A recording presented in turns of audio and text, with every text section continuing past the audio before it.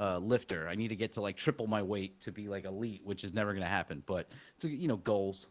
It's a fun machine. You can just pile it on. You're like, oh yeah, Yeah, push it takes hard. it all off your back too, so you don't have to worry about like because that's my worry. I'm turning 40 this year, so it's like I can't afford to have a back injury. So I'd Hmm. rather I'm not ego lifting anymore. It's more like Yeah. I want to like really burn myself out and feel good, and then after I go play basketball for an hour and just run around.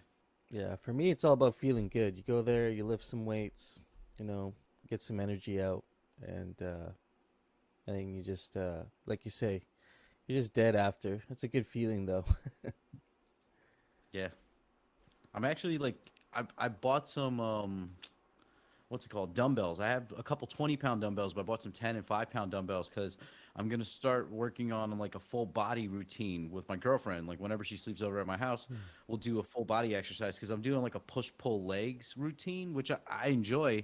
But I'm thinking I might switch to just a full body exercise, like maybe 3 or 4 times a week. That's what I do. I It's do full body 3 to 4 times a week usually, and it just takes care of everything, you know. And I'm not one to keep track of my exercises either. So having a nice routine that, you know, maybe 2 or 3 routines, and you go in the gym and bang it out. It's the best. Easy.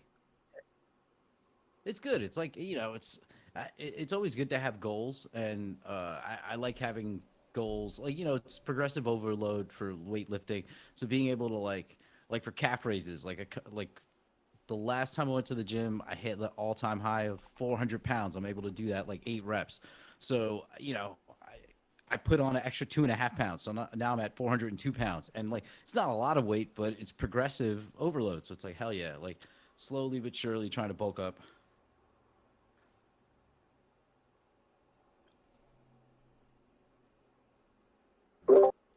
Where's the where's somebody dropping the soju Chad Gotchi? Anytime we talk Yeah. gym stuff, we get Chad Gotchi in here. That's right. Chad Gachi is the epitome of good gachi health. That is like the Everybody, healthiest gachi in the collection. seriously. Oh my god, Healthy. Mike Alien's got the mace. I used to have one of those. What's that company? They put out such crazy stuff. The mace, man. That thing I looks use it. savage. Holy. It's fun. So you just swing it around? What's the exercise you do with that? Yeah, there's like some like Indian exercises I think that use it. It's Interesting. basically like it's not symmetrical weight, so you can do some exercises with. But yeah, I totally forget. I'd forgotten about that thing, the skull crusher.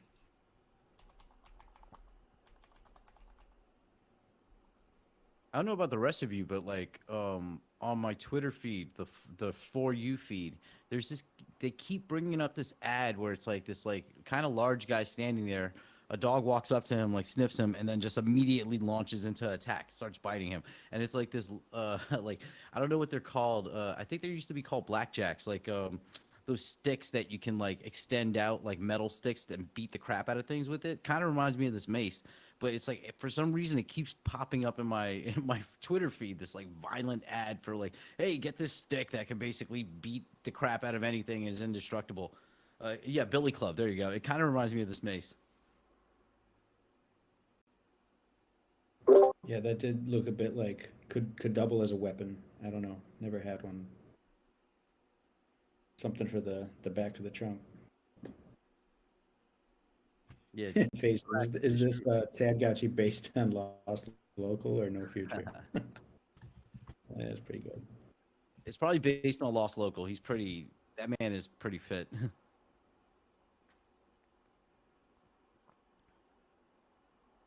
Oh, you're for you, Coder Yeah, we Danish need said, more Gotchi gang in my.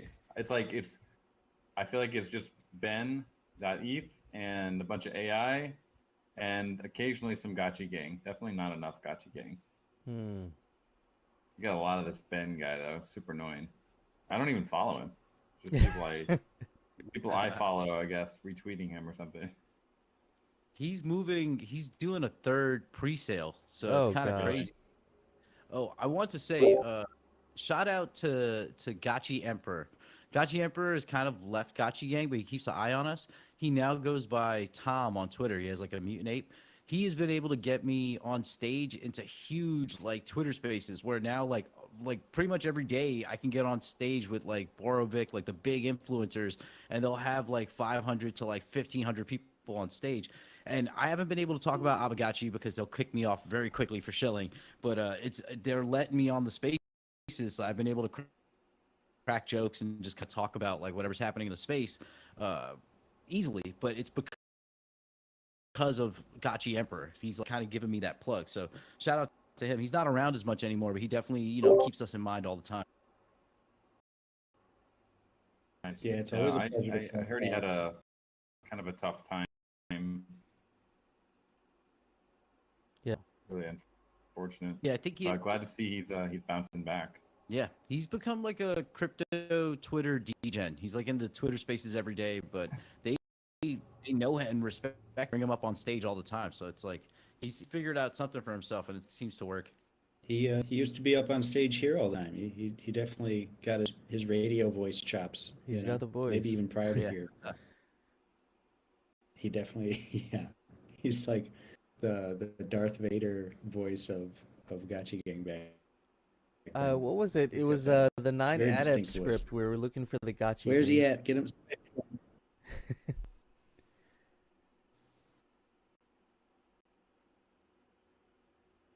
Yeah, I want to unfollow him, but like, he's the reason I'm getting all this psyop stuff in my feed. I think He's the That's entry him. point. Yeah. Probably him. Yeah, he's the. I was like, why do I keep seeing this dude? I don't care. You're getting merch on your timeline? Oh my god, dude. Well, I had a good joke in one of the spaces because they were complaining about the the airdrop of PSYOP. At the time, only 10% of the tokens had gone out, something like that.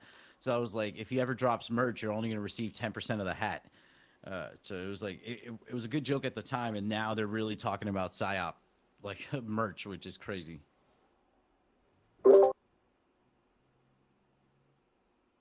Yeah, I see a bit of it, but mostly I see no futuristic. You're kind of going to war with them, right? I mean, you're on their case about it and keeping them honest as much as somebody can call them out. Is that right? Oh yeah, like the first week or so, I was really like going at them. I wasn't calling them scammers or ruggers, but I made a meme. I found a meme that somebody let me use, and I just kept reposting it, which is like it's ETH Ben saying like he's standing in a party with a whole bunch of degens, and like that classic crypto Twitter kind of meme, and it's like in the top the caption is they don't know that I don't know what the F I'm doing, and PSYOP. So I was posting that a lot. I've actually backed off a little bit because although I still think he's breaking like every law in the world, he has delivered for his holders. Like he did drop the airdrop, and like they basically 3 or 4x'd on the airdrop presale. So everybody that bought in on the presale was like made whole and was up. So I've like, I still am beating the drum like, bro, you're going to jail. You're breaking all these laws, depending on what jurisdiction you are, and you're giving potentially the industry a black eye. But I can't say that you're not delivering. Like, even though what is delivery? Like running a script to drop people, their coins. I was gonna say anybody kind of can a make a joke. coin, really. Like anyone can do it. Yeah. And he's launching another. I mean, I don't understand. Like, I mean, it's just the state of our regulation. I'm thinking as an American, this person dropped a coin, then dropped another coin, is straight out on Twitter saying this is a security. Like, if you hold my coin and don't sell, I'm going to airdrop you more coins from other coins. People are now paying him to promote other coins. Like, there was a coin called Poo Coin that came out like a day or two before presale that he announced. And he just... like he just keeps getting more and more money, but he's also like the common enterprise and saying, hey, trust in me and I'm going to deliver gains. So it's like 100% this does not pass the Howey test. This is going to like go to jail, go directly to jail, do not pass go, do not collect $200. But the SEC's over here worried about Ripple and Kim Kardashian instead of dealing with like real problems.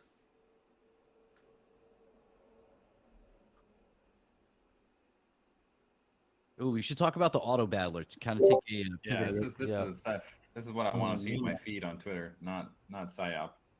I'm gonna have to unfollow Tom. Sorry, Tom. Temporary mute at least. Yeah. Sorry, Tom. Yeah, exactly.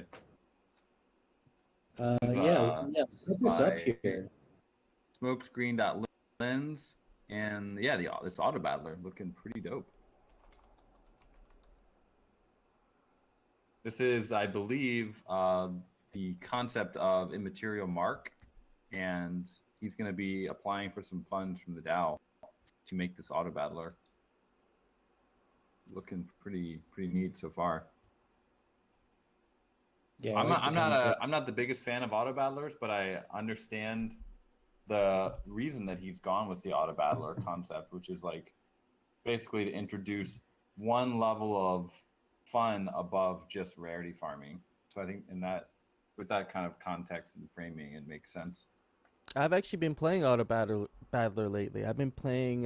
Buddy of mine got access to the Illuvium beta, so I've been playing the Illuvium Auto Battler, and I'm not a huge fan of Auto Battlers, but I have to say they actually did a pretty good job. Like I actually had fun playing it. Like there's like enough like visual stuff going on that visual stuff and also complexity with the actual battle mechanics that you're actually pretty engaged, in the gameplay. And the rounds are really short, so you're not just like watching a fight for like a minute. It's like maybe like 10 seconds, and then you're on to the next round. So it was interesting to play an auto battler that was actually fun, because I think the vast majority of the ones that I've played were, they weren't all that fun. It was pretty quick to lose interest in it. But they are out there. Someone's done it. So Yeah, and I think it depends what you're trying to do. One of the benefits of an auto battler with Aavegotchi could be it's very casual, right? So if yeah. you're a gotchi holder, you can just kind of set it and forget it, try to check in here and there, and you get benefits for doing so. So it's quite sticky. It's almost like petting your gotchi in that sense. Like it beckons you to occasionally check in, but you don't necessarily have to quote unquote be a good gamer. So Are I think you that's are you thinking more of like a ongoing game then? That could be interesting actually, to kind of have a, dress up your gotchi and you put it to work in the auto battler arena, that could be interesting. yeah, I mean that's my impression of what Immaterial's been working on, and looks pretty good to me. I think it could fill a niche for Hmm. sure. Like Dan said, we may have other games we're more excited about in some sense, something that's like hands-on, but it could be really useful, I think. And I like the team building aspect. My understanding is there's like, if you don't have the team, you only own one or two gotchis, you could go borrow them. If you don't own any gotchis, Hmm. it could be a good use case for the lending market. That is true. I see Raymul also adding here, the older you get, the more comfortable you get with auto battle games.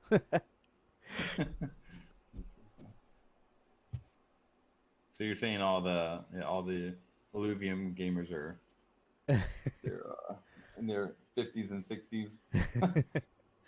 Bunch of boomers just like they want to do it.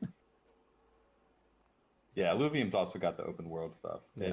Honestly, the Illuvium looks amazing. It was Whoever beautiful. did the like the back ends of the characters, they get a raise.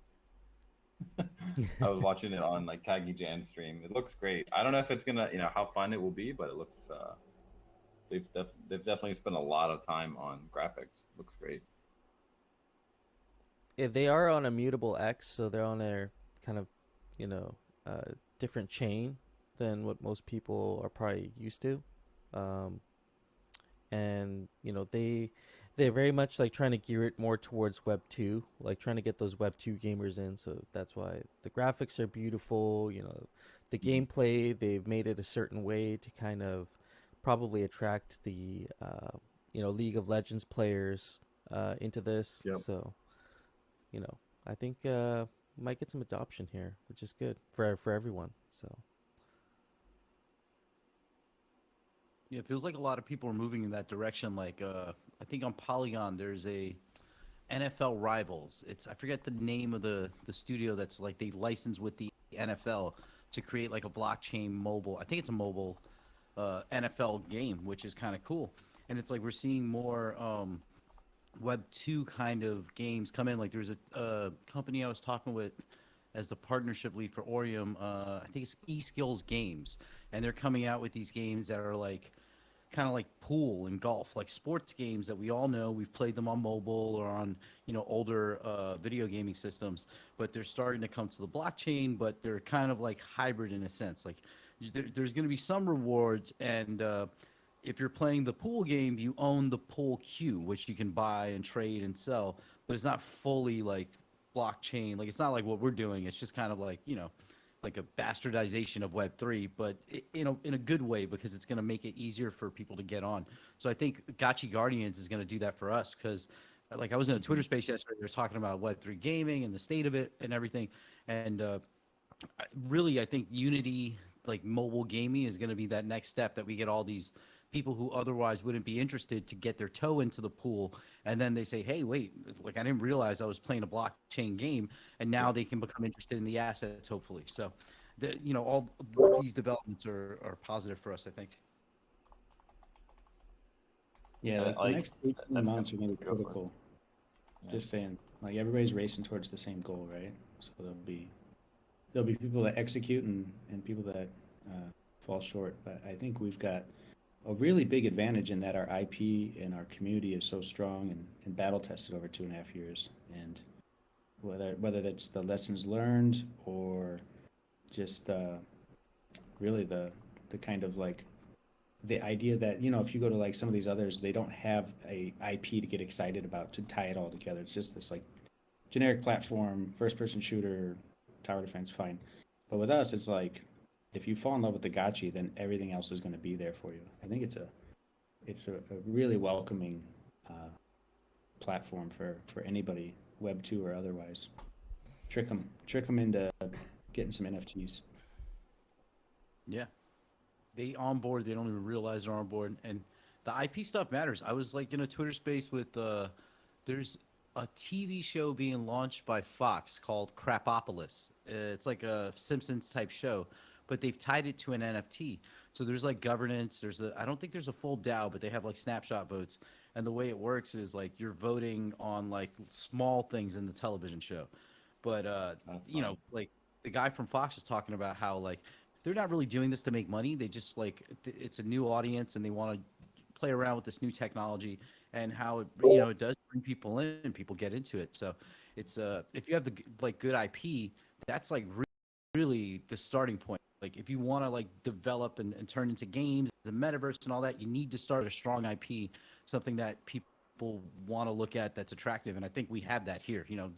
I haven't seen anybody other than that one guy, Yam, really hate on the look or the feel or the vibe of Aavegotchi's, and I feel like we've won him over because he put out a thread, the day after, praising the community. Yeah, like Thrax said, he was just doing challenger marketing. He did a good job. That was a lot of bait, but he did it. He may have been sincere though. He's a bit what was he saying? He's obsessed with certain aspects of pixel art, but to each his own. Dan, sorry, what were you going to say back at the beginning of this about just like, everybody's move towards trying to go mainstream, right, with blockchain gaming? And I just think that the word like NFT has become such a loaded word to so many people in the world that you see everyone kind of switching. There's no set term now, so it's like digital assets, digital collectibles, but basically it's like just these assets that you own on a blockchain and true ownership of those. And so if you try to convince like someone who hates NFTs and hates crypto to want your NFT, it's not going to work. So you just you gotta be a little bit more clever and give it to them, and then show them the benefits of it without actually like mentioning it by name, and then they're on board. Then they're like, oh my god, this is amazing. That's kind of the formula that we're seeing a lot of these other projects in space experimenting with, like Reddit. I mean, Reddit was a good example of that. They just gave out all these avatars to people, and now they're doing like massive amounts of volume. Reddit had a Reddit good approach to that. Did you guys see I don't know if it's true. I saw it on the timeline and it kind of got me super excited. The GTA is going to allow Oh for like yeah. withdrawals of like Hmm. in-game money, like real money. Apparently, it feels and sounds like it's blockchain stuff, but they haven't said that's what it is. They're like, oh yeah, you'll be able to keep the money that you make in game. It's like, wait a minute, we model like that already, isn't there? Yeah, I saw that. I thought the same thing. I was like, oh my gosh, they're saying play to earn without saying play to earn. Well Yeah, played. literally. Yeah, we'll see.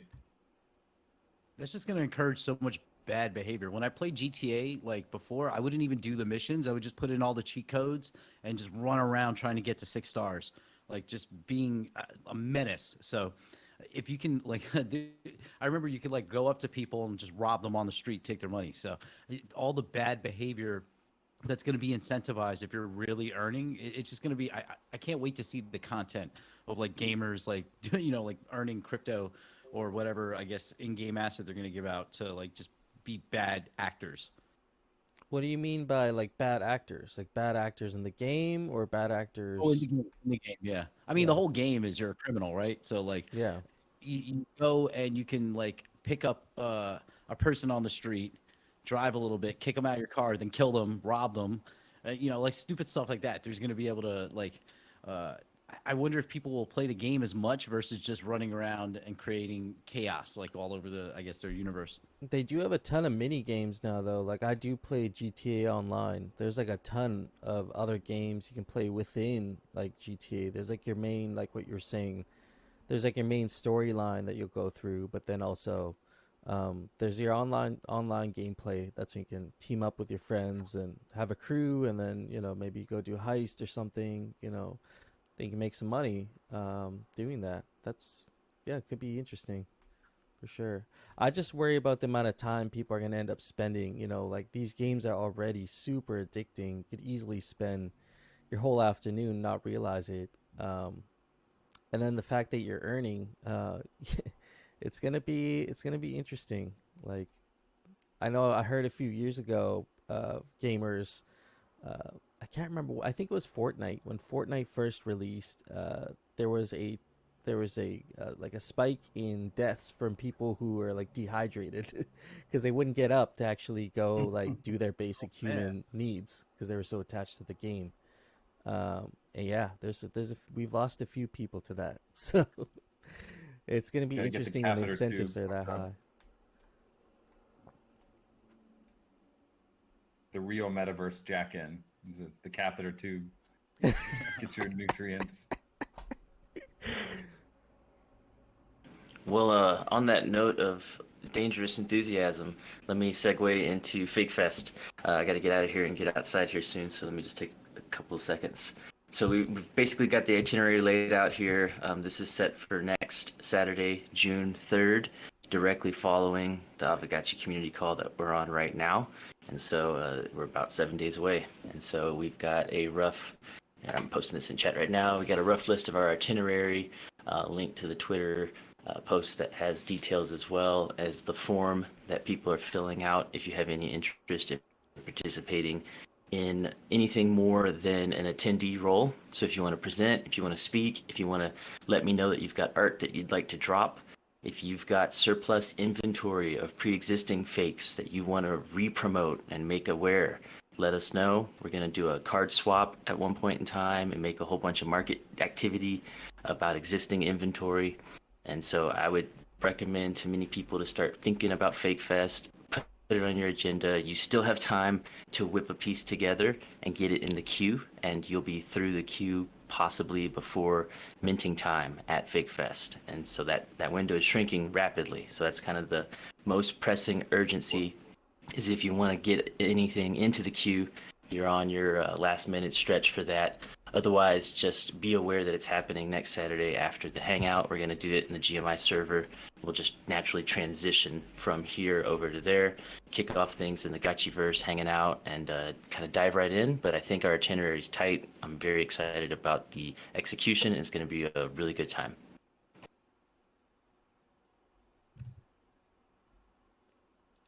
yeah, it's crazy to think we're Oh, yeah. already like the artist summit was like, I guess, version 1 of this, right?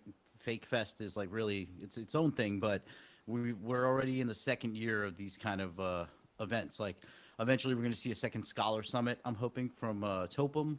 And, like these annual events, I think are good for the community, and they, just build a long-term, it's a long-term value add to the brand. Yeah, and just to be clear, I mean, annual and technically it is. The first was, I think, in 2022, but I think fakes have been live for maybe 7 months now. Maybe. We're at the end of May, so maybe a little more. 7, 8 months. And I'm just looking now on the Explore page, and that's crazy to see it go up. 577,000 ghosts in total volume. That's incredible. Wow. Oh, That's pretty good. I was telling someone this yesterday. It's our most underappreciated, overbuilt ecosystem category right now. It is so many different things. It's a fundraising tool. It's an onboarding tool. It's a cross-pollination tool. It's culture building. We were just talking about the value of IP and brand, and we have that in spades. We're literally having a culture factory. And so bringing glory to the fake, not only creators, but also the collectors and the people working hard to use the Gotchiverse mechanics to display NFTs, to show people's work that you can watch live in the Gotchiverse. We still have so much untapped potential. And I'm really excited to re-energize everybody about how fantastic this feature is. Yeah, it's been for me like getting into these larger Twitter spaces. I'm trying to figure out a way of talking about Aavegotchi without getting thrown off stage because they're very anti-shill. But in my mind, I'm waiting. I have like the whole spiel like ready because I want to open that conversation with fake gotchis, like talking about how, hey, you guys are all bored apes or crypto punks and stuff like that, and like, hey, check this thing out because it's cool because like the project's allowing you to use the IP and create derivative artwork or like artwork inspired by this IP, and we have a whole mechanism and just how like because I don't think any other community does this. Like the bored apes, you can take your ape and do something commercially, but that's different than like creating like culture based art. So I think it's like it's gonna be. I'm waiting for the right opening so I can like start that conversation. Like, hey, you guys should check out Aavegotchi because we have our own like community made art marketplace and stuff because it will stand out like compared to everything else.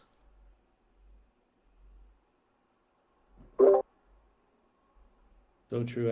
Fakes are like, it's my favorite in so many ways. And there's so much going on. I'm in there right now just looking around trying to catch up. There's a piece here, Vortex with a View by TK, 44 editions. I love it. I just love the name, like Vortex with a View. It's like, and then the piece happens to have a lot going on. Alchemica dropped Vortex, and it's scooping up the Alchemicas. It's awesome. There's just a surprise in there, like almost every single day. There's always something. This is so reminiscent of, like I keep saying, the Rare Pepe community. I've been around there for quite a while now, and fake rares and stuff. I think what we got going on over here is just as special, if not more, even more unique, because this ability to add, the publisher and the different rights and splitting royalties, like that's a big deal for a lot of NFT artists, and I think it's something that doesn't get enough attention, with NFTs and publishing artwork.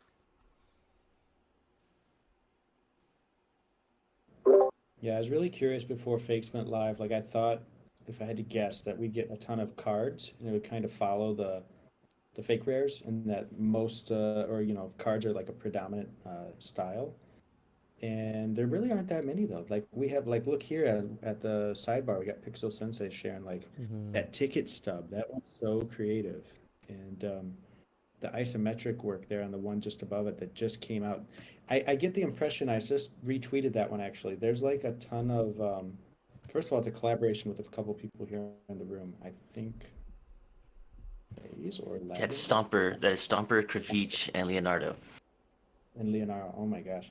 And I got the impression there's like a ton of stuff to come by holding that one. Like that's how the tweet sort of conveyed. So I don't know what those will be, but I love all the work Stomper does, really. That kind of isometric kind of set angle. Those gotchis look so fun.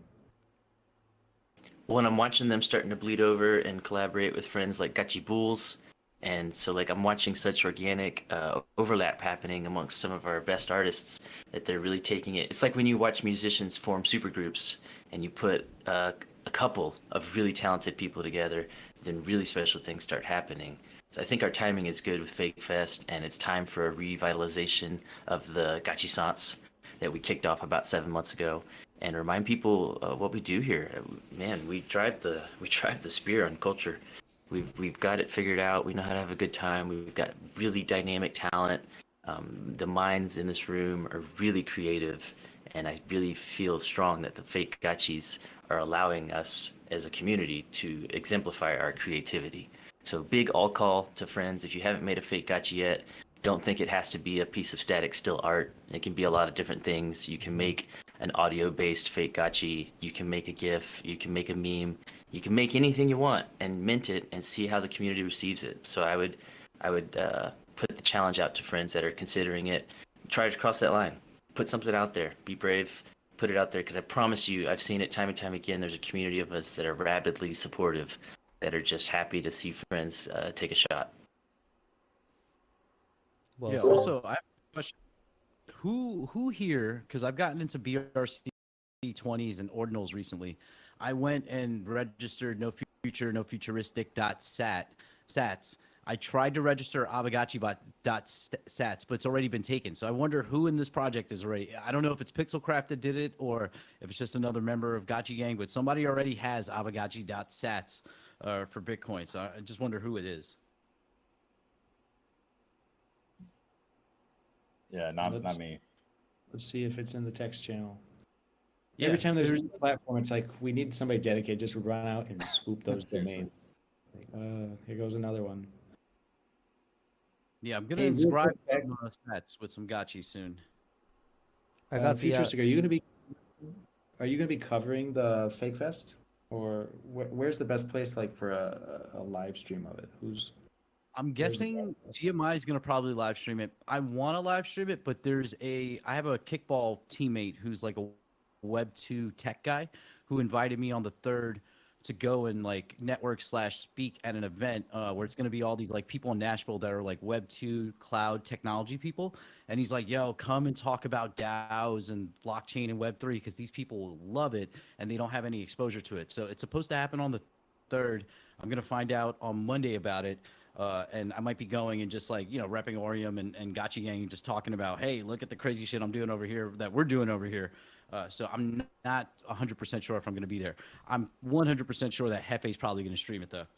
I stream everything. Yeah, I mean everything on weekends, like Saturday, Sundays, gets streamed to the DAO channel, Aavegotchi DAO YouTube channel, and then everything else is usually streamed through GMI or my own channel. So yeah, got a couple of streamers in our ecosystem. It's good. Yeah, we'll definitely make sure it gets captured. Ooh, Nadeal dropping some alpha here. Oh, Nadeel's piece, yeah, he's got pieces that are going to be hitting the queue this week. Just straight awareness on Soju as well. He has also held back a piece that he is self-designated as potentially his Grail work, and that should be introducing the queue any minute now, and that'll be timed for Fake Fest. I see Sir Linkiest is dropping his work in progress right now, and this will be Sir Linkiest's first fake ever in the queue. That's overdue. Coder Dan has already started working on his, so I know that's gonna blow us away. So this is the home stretch, friends. When do you guys plan? Because we're talking about all this stuff. Like, I know you guys are doing an interview, a fireside chat with Slama. When is that happening? When will that be released? That's going to be, we're actually preparing a really in-depth dev update on a lot of different stuff that everyone is, I'm sure, curious about. So that fireside chat's going to be part of that. And the dev update should be coming out, I would say, next week. We should have everything ready for that. We're aiming for the beginning of June for the dev update. It's pretty comprehensive. Awesome. Also, shout out to Miggy Crypto. I met you, at Ethereum Denver. I remember I tweeted at you yesterday, and I was like, "Hey, come join our hangout if you're around." And you're here, I see. So shout out to you. Hey, buddy. Oh, Mickey's in here? Right on, man. That was fun times in Denver. Yeah, I was gonna ask. Immaterial, I see, is in the room. I don't know if they're available to speak, but if you could come up and talk a little about your auto battler, not in a DAO way, like just kind of talk in general about it, so we can get more information. Totally. I hope mid-material hops up. That would be awesome. Mike Callum, you said you have to go, right? I just had one more question here. I'm trying to get out the vote for this, really get out the attendance. Do you see this as like something for people who currently don't know about fakes that they should attend, or is this really more for creators and people interactive? That's a good question. Definitely they're welcome. Is it an enthusiasts festival? For sure. If you don't own lots of guns, can you have a good time at a gun show? Definitely. And so I would say that people that don't know anything about it, it is a good first time event because you're going to recognize the enthusiasm and you can kind of just pick up the pieces that appeal to you. There's going to be fun things like, let's actually talk about one thing real quick too. We're doing an amazing event at Fake Fest. I think it's going to be the highlight of the whole thing. We're going to do a live time draw with Soju. And so Soju is preparing a template that he's going to distribute to everybody virtually as a base piece. And then he's going to give us verbal coaching, and we're going to literally all create a version of this work in real time along with Soju. And then when we're done, we're going to aggregate all these pieces and do something to memorialize them. And so like a total rookie could definitely sit down and do that with us. You don't have to own a gotchi to participate in that event. And so there's going to be some really cool things that we're going to offer that new people can absolutely appreciate and enjoy. It doesn't have to be for only holders. It doesn't have to be for only Gotchi Gang, but it's for them. It is for Gotchi Gang, and it's for the fake supporters that have been here for the last 7 months and these plus 100 piece holders. This is for y'all because y'all's enthusiasm is what keeps us inspired to try to make sure that we're focusing our attention span as a community on the things that are the most rewarding, quite honestly. So there you go. That's Fake Fest in a nutshell. Cool. I just keep pestering you and getting more and more alpha out. So that specific about the collaborative Soju template is so cool. And like that kind of specific thing, if I share it with people, even me, I'm just like, I gotta be there now. I wanna try that out. That sounds like fun. Yeah, it's gonna be fun. We're gonna do that relatively early in the itinerary, so you don't have to be there for the whole 3 hours to be able to do some of these more engaging things, and then the long stretch will be for all the hardcores. Mike Callion, I'd say hit up Eduardo from GBM because I did a Twitter space. They had an AMA and interviewed me this week, and I talked a lot about fake gotchis and how like GBM works so well for it because of price discovery for each piece. You know how we've done Soju has done those one of one pieces and just watching those auctions, the hype around them. So he'd probably be a great guest to bring on and talk about the tech side of the fake gotchis. Thank you. It's a great recommendation. Smokescreens mentioned it last night, and it caught me off guard too. I was like, "Oh, that's total blind spot." So I'm absolutely going to make that. Jesse, if you want to poke him in the ribs too, just let him know that we're welcome for him. I'll make the same effort. But yeah, I think it's all working out perfectly. You know, we thought about this about a month ago. The runway's been decent. Now we're on the 7-day sprint, and so it's going to be just max throttle awareness from us. You'll hear me just shilling it hardcore for the next 7 days, and then we'll execute, and it's going to be another great time. Do you think there'll be any new auctions either concluding or launching during the event? Oh yeah. Yeah, there's definitely going to be like market advantages to people that attend Fake Fest, or at least pay attention to the market during Fake Fest. We've got artists that are holding back surplus inventory that are going to make some fire sales available during the Fake Fest 3-hour stretch. We're going to do an event with some live minting where some of these pieces that are currently in the queue are being synchronized to be minted and issued for first offerings during Fake Fest.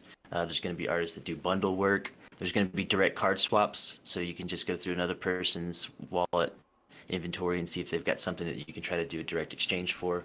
Yeah, there will definitely be. You can easily walk away from Fake Fest with a stronger collection than you came in.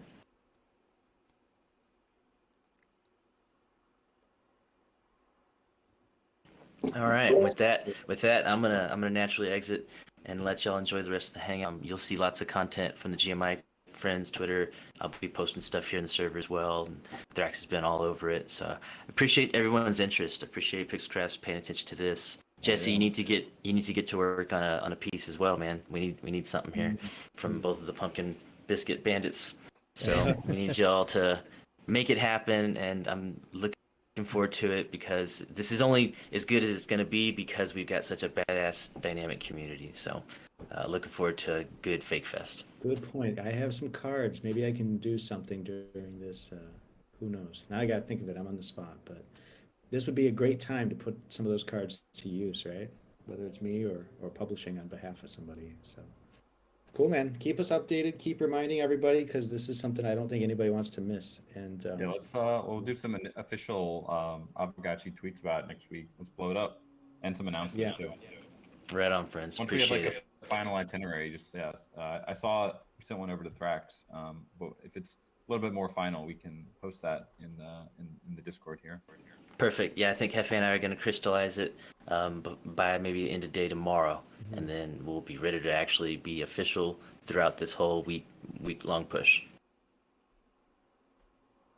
All right, friends. I am out of here. Y'all have a really good hangout. Good stuff here. Great, man. Later. that Enjoy whole the thing, farmer's market. I'm just going to share Say a hi to picture Farmer here. Ralph.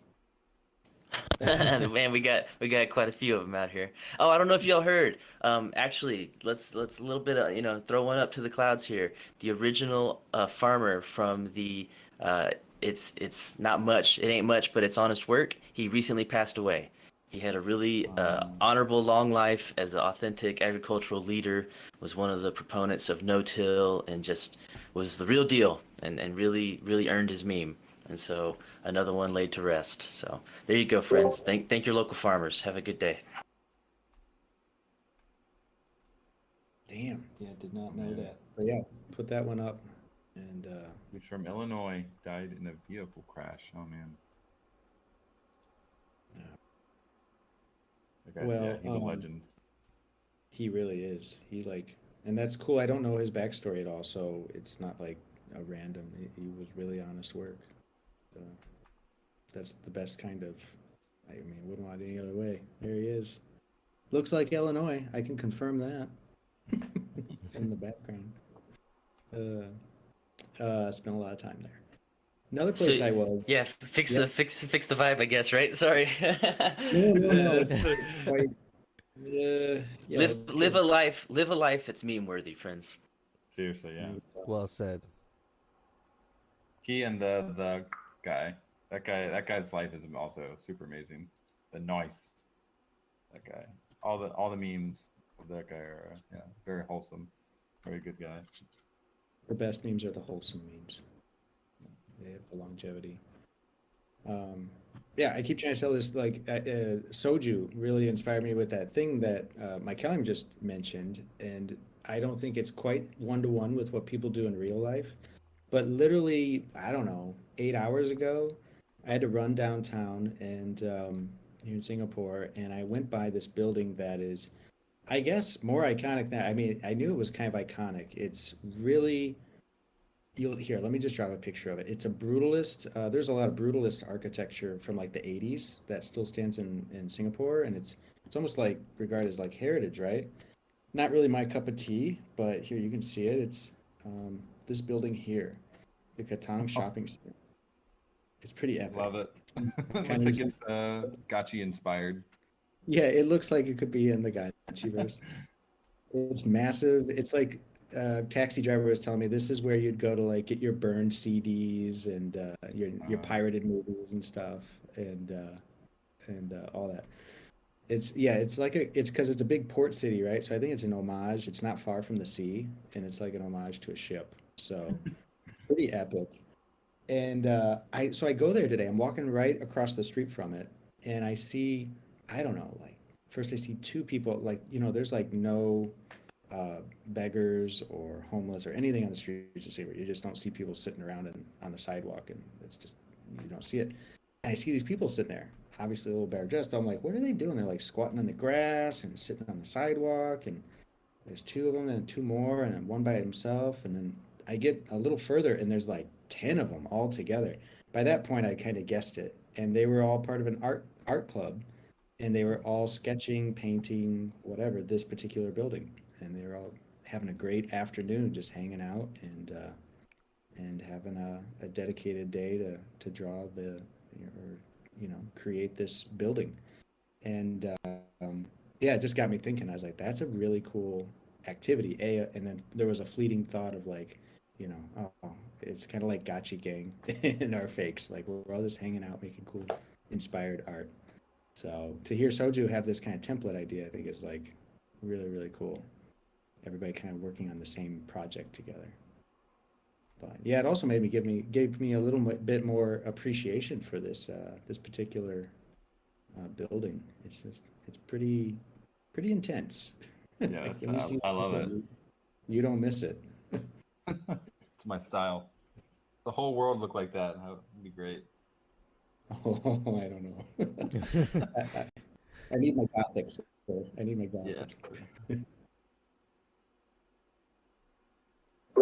But yeah, looking forward to that. I think Hefe, do you have the exact time again on the Fake Fest? I know it's Saturday. Is it Saturday? is it Yeah, we're gonna do overlapping that with- format, the kind of guild summit format, where we, we wrap up the hangout and mosey over to the GMI amphitheater, and we'll kick off Fake Fest.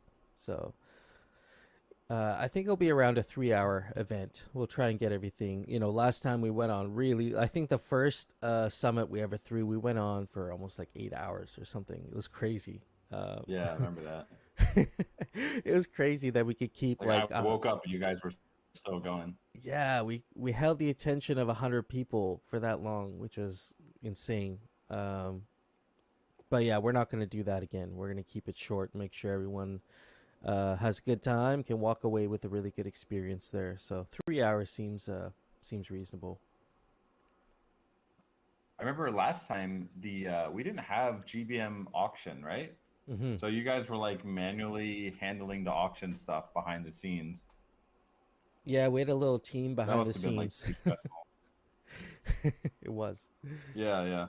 This time it should be pretty nice because I remember there were like 2 pieces that I wanted. I woke up at like 6 a.m., sent some bids into you guys, rolled over, and then I went on the page, and I was at like 20 minutes before the auction was going to end, and I guess it hadn't been updated or something, or I don't know. I didn't refresh, so I was like, "Yep, okay, I got the piece," but then ended up not getting it. So Oh. it'll be really nice if we have like some new pieces that are auctioned. We'll just everything's on chain GBM auction. It's gonna be epic. Should be really fun. A good bidding experience. We'll also have a card swap channel open in the GMI Discord. We talk about OTC swaps and the risks of OTC swaps.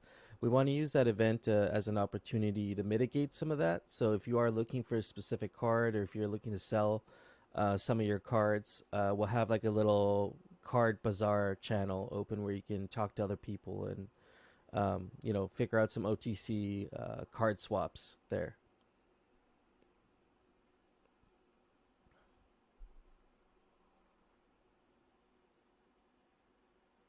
Oh, Soju, I like that, man. You've been putting out some real good stuff lately. I got 2 fakes in the pipeline too. So I've been making a lot of art lately. I've been channeling my inner artist, and actually been working with a little bit of animation too. It's been interesting. I don't know if I have the patience for it. Like after experimenting with a little animation, I got a deepened respect for people who are animating their artworks. Like even what Soju got there, that little animation probably took him quite a while after finishing the piece. So I don't know. I might do a little animation here and there in my pieces, but for the most part, gonna just channel my inner artist. So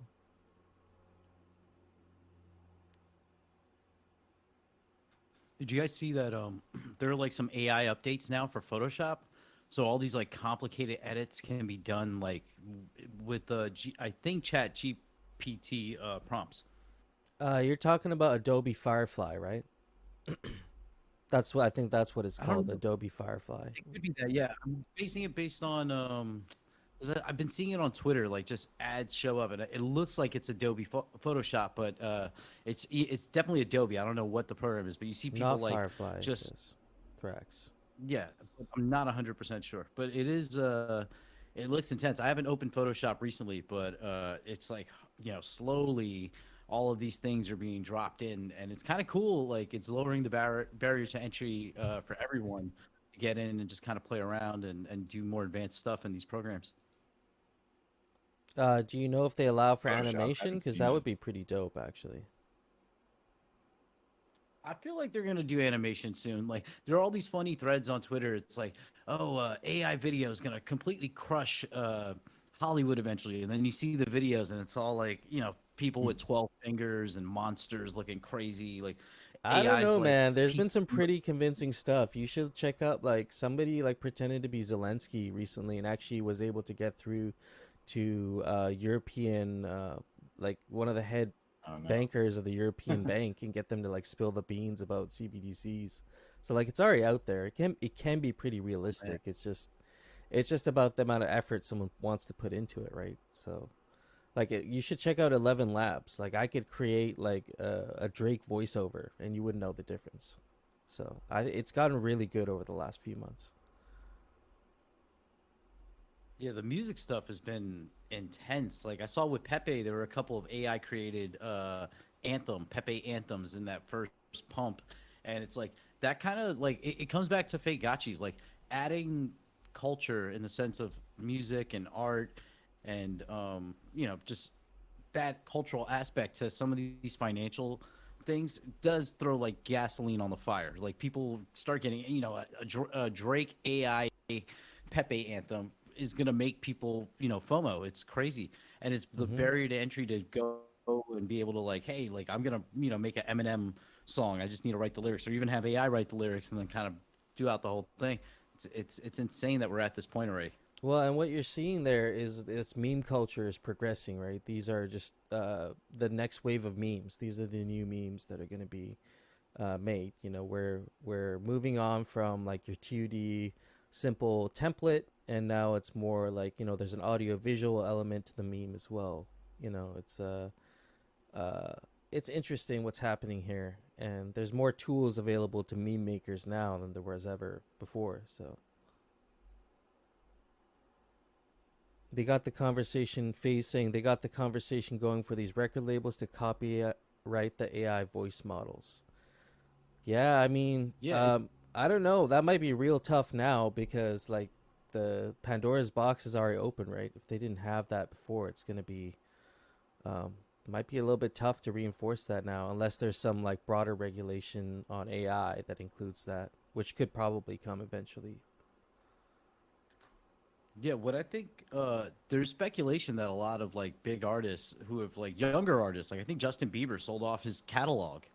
Like you generally don't do that because you're gonna be collecting royalties for the rest of your life. But some of these younger artists are selling their entire catalogs, and the speculation is it's because of AI. Like if people can just copy pasta your voice and create a banger, like there was a Drake song, an AI song that made it into like trending for Spotify, and they actually removed it. So if your IP, if your brand is gonna be easily taken, then you might as well take the big bag now and invest in the technology that's going to knock you out. Yeah, I'm looking at Phase's comment there too. Yeah, it is interesting, like to see what's gonna happen here between like famous artists and these more like mimetic things that get made up through AI. Really, it's not for profit, so that's the other thing. Like when you read the 11 Labs like disclaimer, you sign a thing saying you're not gonna benefit monetarily off of this. It's for the memes. And so I don't know. That might make it a For little 11 more. Labs, you can't use. They don't have a commercial license for it.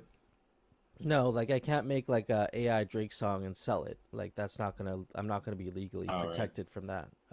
But if I was to, for example, make a meme song like what they did with the Pepe, I don't think there's really much they can do legally about that. I mean, that's like the same Yeah. as someone doing like a Drake voiceover or cover band thing. It's not really much you can do about that.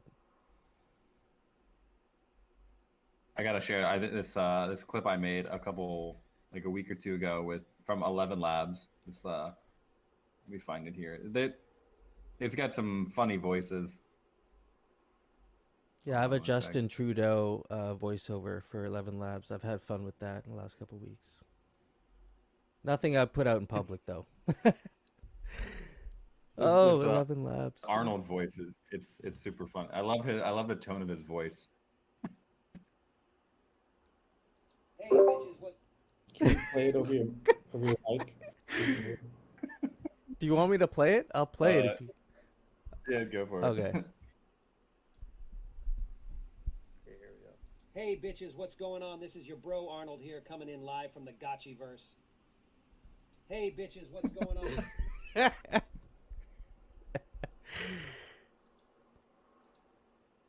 Yeah, so TV. Oh yeah, that was just like the free presets they had, and then you got this lady. Like there's, if you put it to, they have like a way to add more chaos and randomness to the voice. Yeah. This is just a lady pronouncing Aavegotchi. Okay, here we go. I just Here we love go. love how it turned out. Lady pronouncing Aavegotchi. Aavegotchi. Aavegotchi. Like your school teacher like lecturing you on not petting. Yeah, then you got this one. This is like more, almost a little bit more Japanese, I guess. Oh man, you've been having fun with this. Here we go. Aavegotchi. Aavegotchi.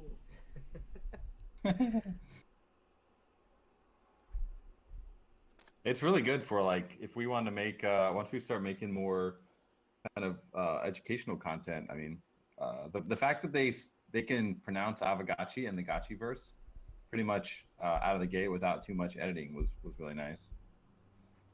And here's Yeah. one more that it actually just sounds like it could be like an educational video, kind of voiceover. Welcome to Aavegotchi. Welcome to Aavegotchi. Yeah, I like that. That's a very kind That's, of I mean, yeah, a spokesperson voiceover voice. industry is they're gonna be wrecked.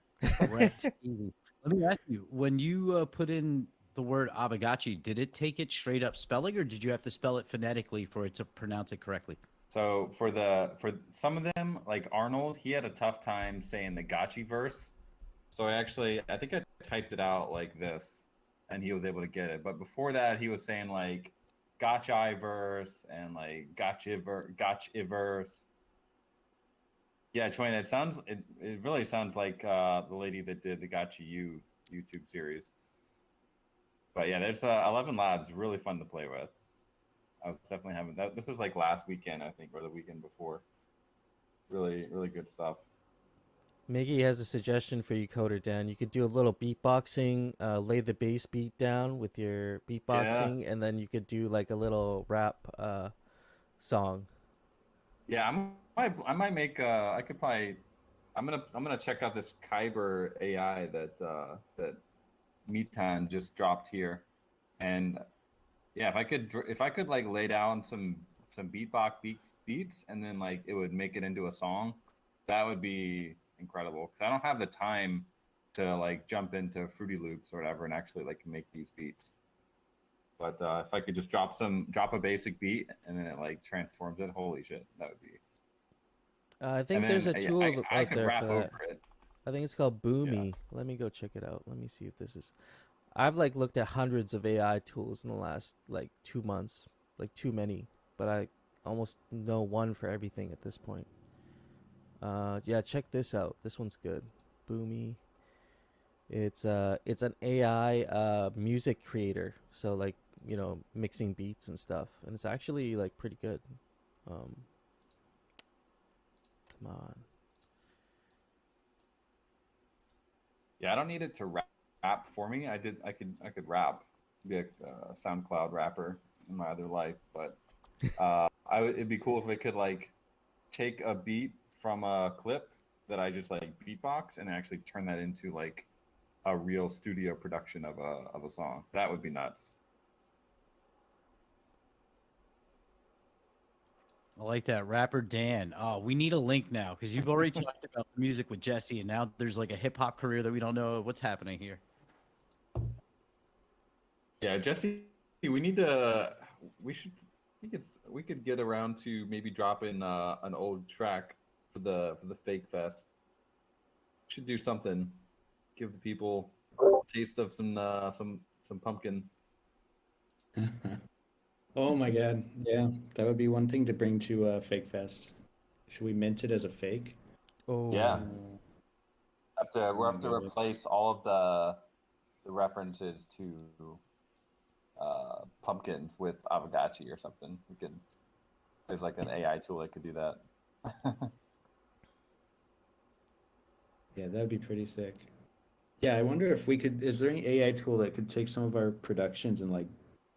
It'd be fun to mess around with some remixes and stuff too. yeah, there is. There's one Reproduce where Yeah. you can put in your original track, and then you can either put a different tone on it, so you could do like you know, whether it's lo-fi, hip hop, like it'll kind of remix your track to sound a specific way, and then you can also add different instruments too. It's Let me see if I can find it actually. I was playing around with that.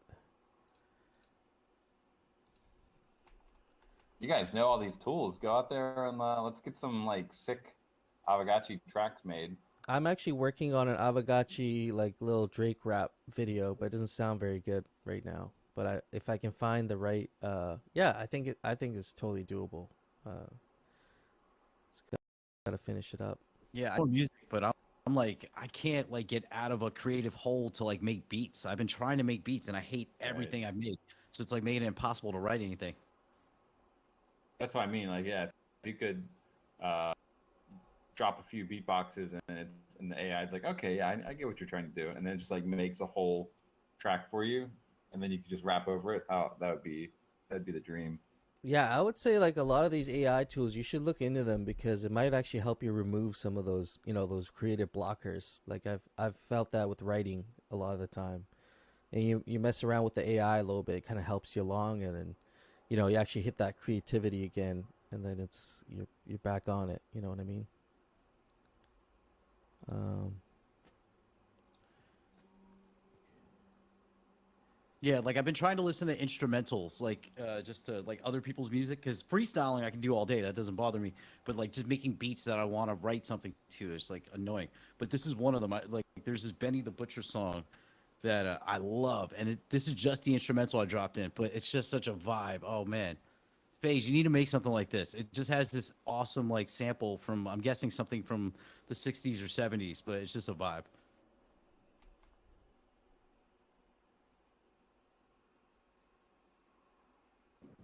Gonna listen to that. No, no futuristic. Always looking for some good instrumentals.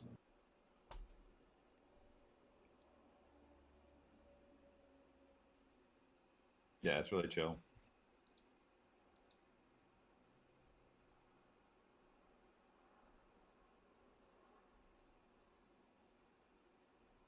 Yeah, so much talent in Gotcha Gang, guys. We got the AI. Let's direct it a bit and make some super dope kind of songs we can use on Twitter. Be the crypto project with the dopest music. There's actually, I mean, there's so many projects and so much talent in crypto. There's surprisingly few like really banger songs. Like the one I remember most is I remember like there's that Bitcoin well there's obviously the BitConnect guy, and then there's like the it's not even a crypto song, but it's like that weird guy. He's like a Ukrainian dude, like like the yeah. bubble guy. and then so yeah, the Carlos Matos, the bubble dude, and then that one guy, I think it was last bull market. He sounded like he's like an emo singer. What was that guy like the talking about like the crypto boy? I think it's called. Yeah, it was like a TikTok sing along thing, and it was the Yeah. girl that kicked it off, but he kind of stole the show. The guy in the bass. He's the guy that made it. He was the art, like the artist was behind it was the kind of singer dude, and he brought he collabed with the girl. I think that's what it was. That was a dope song. That was like really well. I mean, It was like a very high Every quality. there's a couple tracks, only a few. Yeah. There's not enough. Song a Day Man is another one. He's been grinding. He's been consistent. Not sure if you guys are familiar with Song a Day. He makes a Oh yeah, yeah. I he came up on my radar like what, a couple months ago. Did he do something with Aavegotchi? Did he? No, I must have missed that. That would be dope though. No, He needs I to do an remember seeing him Aavegotchi on my song. feed. Is he like Beeple but for songs, pretty much? Pretty much, yeah. Yeah. We should just do a song. Collaboratively do a song. I like. There's enough of us here that could do a verse. Like I know Zombie Shepherd could write something. We should definitely just do a song. Like We Are the World. We Are the Gotchi verse. Something no, that's chorus heavy. You just repeat the chorus over and over again. It has to be like it's a song for the autistic kids who want to just sit there and be on loop all day. Like something like we just got to figure out what the hook is. That's the most important The part hook. of this. Yeah, you gotta have the hook. I love this too. This piece that Nadil just dropped up, the money printer Yeah. go burr with the Gachi. That is so cute. She's actually dancing in that picture, right? Oh, that's a great gift. I think it's animated.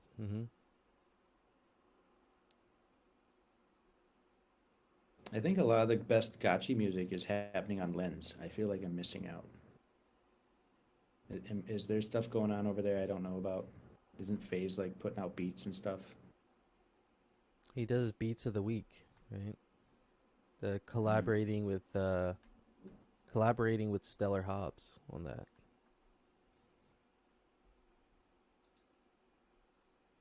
We'll get Zbot.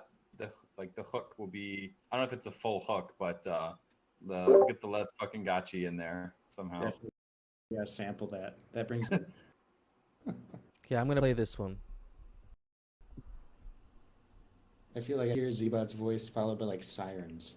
Like just feel going off. Aavegotchi. Oh, is that the same one? Thrax, yeah, I did.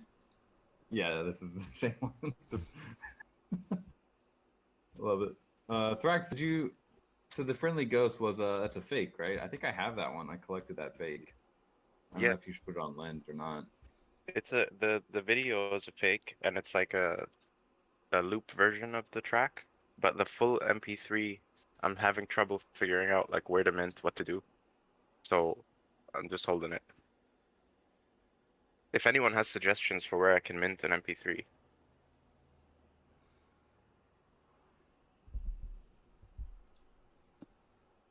I guess, yeah, if you want to make it like an NFT. Is it on like SoundCloud?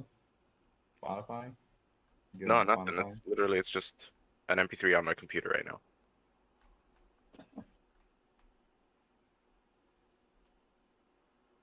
Yeah, we could have like a Aavegotchi Spotify channel. Just upload all the dope Aavegotchi songs. Very good idea, actually. Do we know what happened to Jowls? Because he put out they put out some like banger mini game tracks way back when. I think it was like 2 years ago at this point. But I haven't really heard from them recently. I know they had a child that I think he had a kid, but very talented. Yeah, like chiptune kind of. He did some really good stuff.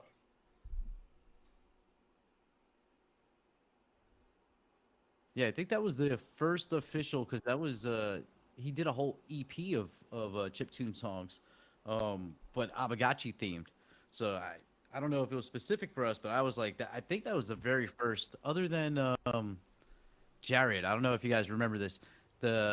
He put out the video of like, I don't want to say the guy was Nigerian, but he gave me that kind of like an African general vibe, and he's like talking rap like to the Liquidators or as the Liquidators. That was a long time ago. Yeah, that guy's like, he's like a Fiverr guy. He'll like read anything. Super funny. Oh, that reminds me of when Goobs did the thing with Joey from The Sopranos. that was hilarious. That's an older clip too. I don't think many people have seen it. yeah, I don't know if Goobs I is. still follow him on Twitter now because of you, Hefe. Or because of the who booked him? Was it the Mages? Uh, Yeah. Joey from The Sopranos. Yeah, Joey. I added that to our like every year I do like a yearly wrap up, Gotchi Gang wrap up video, and the he opened up. He was the opener for the last one. When I misspoke, it's not Mages. It's definitely Mafia. The Gotcha, Mafia. Mafia. Yeah, I feel like I'm following him and his family updates and stuff. I'm like rooting for the guy. uh,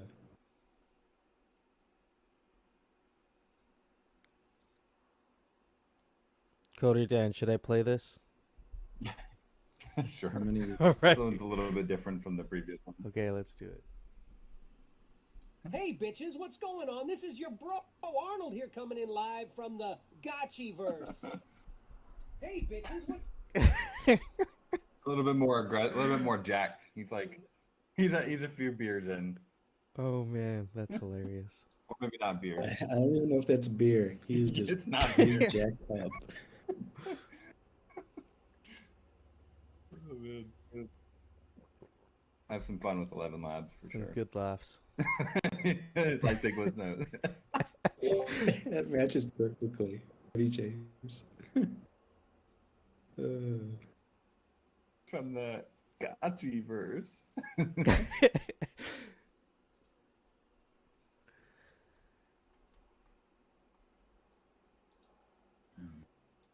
Yeah, we need to make a series of videos with these voices, and a still image and like, spinning gotchis and flashing lights, like something that would give somebody a seizure, but looks like an infomercial. This plus the 3D rigged Gotchi, so it's the Gotchi talking that'd be a vibe. Isn't there a proposal for that? I know you said, Coder Dan, that I think Pixelcraft is working on that, but something Yeah. about hologram. Moon had talked about it. Yeah, hologram. So I had a call with the guy as they were like discussing doing that, and I just said as it is. I didn't really. I didn't have a strong sense that it would pass, and also there was a lot of lack of clarity on exactly what kind of level of quality they'd be delivering. So I just asked him, like, if you could go and do one or two like full holograms of I think he was going to do Hefe's Gotchi and my Gotchi. Haven't heard from him since, but if we are working on the 3D models, and Nice. actually just we're not quite ready to share anything, but they are actually getting pretty close. Like we figured out how to do the mouth. It looks like just seeing it come in today, actually. The mouth is looking pretty cool. So no blueberry jam on the lips. No, yeah, or when they open their mouth, we just can't have it be like fully pixelated. But when the mouth is closed, we can do pixelation. I think maybe I can share one. Slama might kill me, but I do like to drop a little bit of alpha. This is not nearly final though. I'm sure there'll be lots of tuning. Look for it here.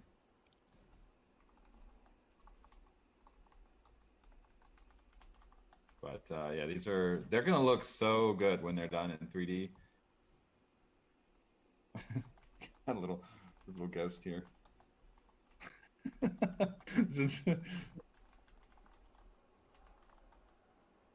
This is the Gotchi Wojak face. It's the Gotchi's face is so like expressive. It's so simple, It but really expressive.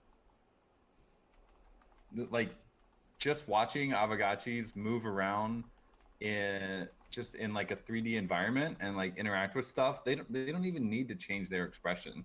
They just look inherently like adorable, and it's just so funny to watch. Like they're like cats almost. Like anything they do is just like, oh, it's just like funny to watch. Yeah, so that's yeah.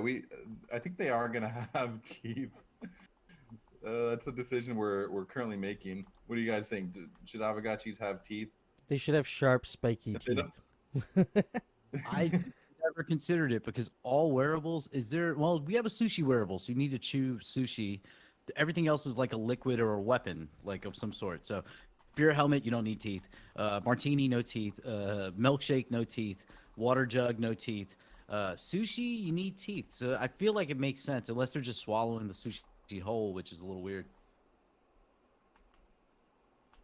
we're not. Yeah, I mean, we could give them like these are kind of very minimal teeth. They're not really. They're kind of like anime teeth. You know, generally in like manga, it's like you have kind of like a white strip, and then maybe you have like a little snaggle tooth kind of at the edge. So we didn't really. I haven't seen any direction on that specifically, but like I said, these are very very early concept for what the open mouth should look like. Yeah, Thrax says, why are you even assuming they eat the sushi? Maybe they just look at it, or just they put it in their mouth and it just comes out the bottom. Maybe. They just absorb it. Well, if we do keep the teeth, then I don't see, maybe talk to the Forge about a toothbrush wearable. Is that in the cards? New hand item? Well, if they have teeth, then now I'm thinking, like, do they have ears? We know they have eyes, right? Do they have ears? Do gotchis, they have to hear, right? Yeah, they're Yeah, ghosts. maybe They- that. they Yeah, like the hear mouth with- doubles as a sound hole. When Gotchi grills wearable. They do it. Yeah. Gotchi eyebrows next. Really pushing the envelope here. Yeah. Tommy Gachi says tongues are a must. So yeah, we do have some tongues that we've been working on. They're not quite liquidator tongues, but Mm-mm. More shorter, stout tongues, I would say. Yeah. But yeah, without teeth, it's hard to have like it's just a hole in the face. It looks a bit weird. What does a toothy Gotchi smile look like, I wonder now? Like, is it kind of like a creepy smile, or is that actually like a friendly smile? You know what I mean? Yeah. Right now, we don't actually have a toothy smile yet. It's just the closed mouth smile, and I do see a frown. But yeah, I can't share too much. Fauna will kill me. We need that image from or the Pixel Sensei or whatever Shoni, like that weird gotchi with those teeth From which one? from last week. The guy that criticized the pixel art, who T-Bird yeah. did like with the nightmare looking gotchi. Yeah. Flames got it. Yeah, well, even this one, like on the left there, it does have some teeth, but yeah, the ones in the middle and the right, the teeth are just so minimal. I don't really find that appealing, honestly. Speaking of manga, we did talk a little bit about comics on the last hangout. Curious, what would you guys like to? I mean, there's a lot of unpublished lore that we have that if we do a comic, it's going to get kind of told through some of these. But I'm curious, what are some of the stories that you guys would think would be cool to read in a comic book for Aavegotchi? Has anyone thought about this at all? Genesis. I would love to see a Genesis. Like I'm thinking, like Spider-Man getting bit by the spider. Who's that first, trader who got liquidated and became a gotchi? Kind of that kind of thing. Yep. We got the origin, the adepts. Yeah, I'd like to see like faction-based storytelling. Like you say, the origin. The origin story. There's also the adepts. There could be some other like a Portal Mages lore line. Maybe a Tree of Fud storyline. I'd like to know the history of the Tree of Fud and kind of where it came from. So you could have like different themes, kind of like Marvel comics where you have the Spider-Man, you have the Batman, or not the Batman, but you know what I mean. The other characters have their own comics. you can also break it into like different like phases of the Gotchiverse. So like there could be we could have like a governance. Like the way I'm thinking about it is almost like Law and Order. Like with Law and Order, there's different like units. Like they're looking at this unit, the sex crimes unit, or whatever the organized crime unit. Instead, it's like we're looking at the Gotchiverse from the angle of the governance, like whatever the elders are running things, and then maybe storylines from like a lower tier end, the farmer Gotchis out there just watching things kind of happen, the Gotchiverse like expanding or being destroyed depending on what part of the timeline we're in.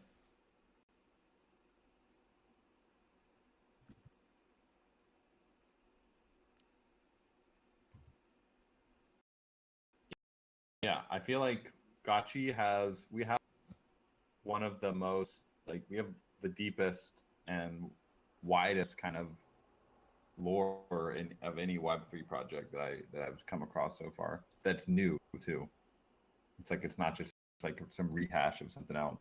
It all begins with the origin of the gotchis, right? How they're this idea of getting liquidated and like popping into the gotchiverse. So interesting that tie in with like the real world.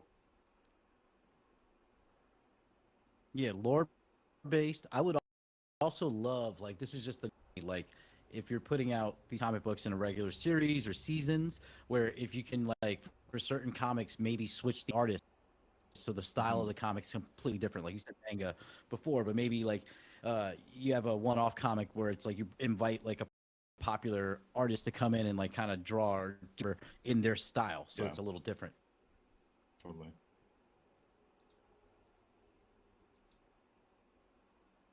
I guess realistically, how hard is it to produce like a quality comic book? Like beyond like if you have the IP, if you have the story, if you have everything ready for production, is it really like cost prohibitive, or is it something that like I'm thinking though like high quality like print, that like something that you put in the like one of those minted, like this is a mint condition comic book, it's in this airtight thing, like what kind of level is that, like reachable, realistic?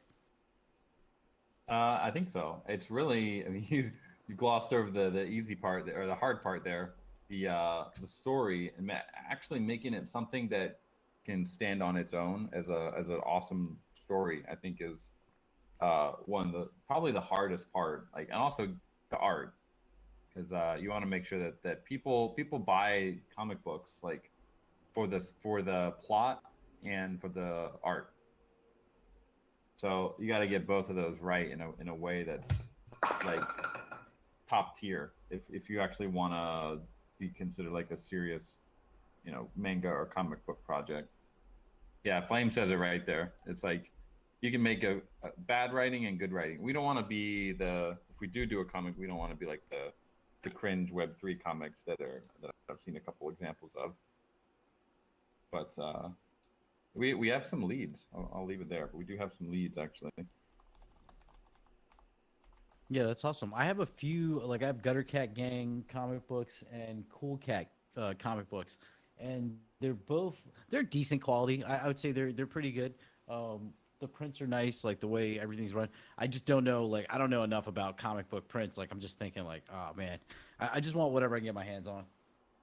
I think this idea of the hero's journey, right, is something we see time and again throughout all these comic books. Not only comic books, but even like Star Wars. Star Wars follows the hero's journey.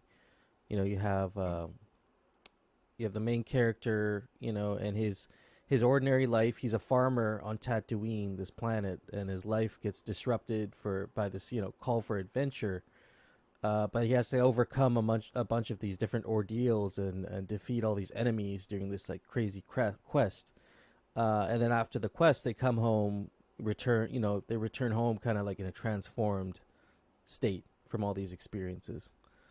So like maybe following some sort of storyline like that, where you have a hero arise in the Gachiverse that has to go on some crazy quest and go, defeat all these enemies. To save the Gachiverse in one way or another, could be an interesting plot. Yeah, a coming of age story. You have to mix some kind of romance in there. There has to be like an underlying love theme in for there, sure. just for all the romantics. Yeah, that'd be amazing.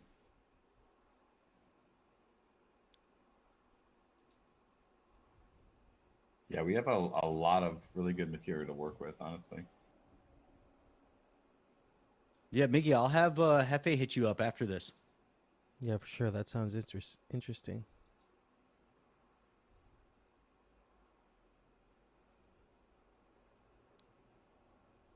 Yeah, do you Oh, think what do we got? like with Yeah, go the ahead. lore, like where would you start? Like you guys are creating the lore. If you had to pick a like a starting point or what you think is something you would highlight in the first that first edition of the comic, what would be your choice, Coder Dan and Jesse? Yeah, I think Jesse just jumped off, but yeah, it's a tough question, but we need a main. We like you said, the hero's journey. You got to have a main character that kind of is iconic and people can relate to. So we don't actually. If you think about Aavegotchi at this point, we haven't totally established like a main protagonist for the Gotchi verse yet, or like some character that would become known and kind of synonymous with it. I mean, we have some character types. Yeah, the dude with the big head, like Terrence McKenna, was kind of a was starting to take some form, but I think he got disassembled, unfortunately, as an actual NFT. So that's kind of the difficulty with currently Aavegotchi, is that characters don't actually last forever if someone takes them apart. But we do have sets, and sets, in my opinion, offer a ton of storytelling. Like there's so many characters that we have as sets of Aavegotchis that they might not actually exist as like an NFT, but the archetype of them is really powerful and gives us a lot of stuff to material to play with. So, like for example, the Realm Tycoon or the Mm-hmm. Gotchi Emperor or Gotchi King. Those are some really really interesting characters, and also Farmer Ralph, of course. So, but again, those are they like protagonist level? Probably not. They're probably characters that a protagonist would interact with. But we gotta have a protagonist. I do it like that. Do actually have some ideas I'm fleshing out, but yeah, it's gonna. And actually, if you look at one of the videos we put out, there is like a girl and her father who's a portal mage. You guys might have seen that one. Oh yeah, Yeah, and that she, would be, at the play drop, right? Like at the beginning of the play drop, you dropped the video. yeah, and we're actually going to be following her a little bit more. So she's definitely got a role to play, and her father as well. Yeah, see Wish Roxiano bish, there nice. working on her own lore as well. So be it'd also be interesting to see lore from the protagonist side of things. Like maybe it is kind of painted in a virtuous way, but from the protagonist's perspective. So it's like, who is really the good guy here? You know what I mean? We got both sides of the story. Yeah, I love that. What's that famous clip? Are we the baddies? You guys ever seen that? So good. It's a great meme. Yeah, it'll be good to get this lore too, because like we were talking about like community created art. The more information we have, the easier it is Yeah, to yeah. create art. Yeah. So like having that lore will be much easier to write like versus about like pre-established storylines. We have really it's overdue. It's at the same time we don't want to just put out like a blog post that illustrates all the lore. That I feel like that should be the lore needs to come out, like it needs to kind of trickle out over time. What do we And think about so a? I also follow another kind of project called the Forgotten Runes Wizards Cult. mhm. So Forgotten Runes, they're basically more focused on lore, and they're building out like a decentralized book of lore. But it'd Mhm. be interesting for Gachi lore if we could have something like the queue, where you would submit your story, and Yep. the community would approve whether it was added to the Boggle, the Book of Gachi lore, or not. And you Yeah, would that's totally. That's really cool. Go ahead. I mean, to be honest, I'd rather not do that because I want like they're designing a game also, so let them like they know what they're doing. They're putting these I think things together. there's got to be like a framework that kind of overarching and gives a sense of all of the history and some of the backstory. So it's like the stories that people create aren't just like totally off the wall and don't really relate to anything, or like are conflicting with like the canon. Boggle is a funny name, but yeah, I think once all that kind of stuff is established, there's a lot of room for uh, community like contributed lore. Because like if you think about Star Wars, from my understanding, there is like canon, and then there's just like a bunch of other, like it's not fan fiction, right? But there's a bunch of like comics and stuff that are created in the Star Wars universe Yeah. that they're not like part of official like uh, LucasArts or Disney canon.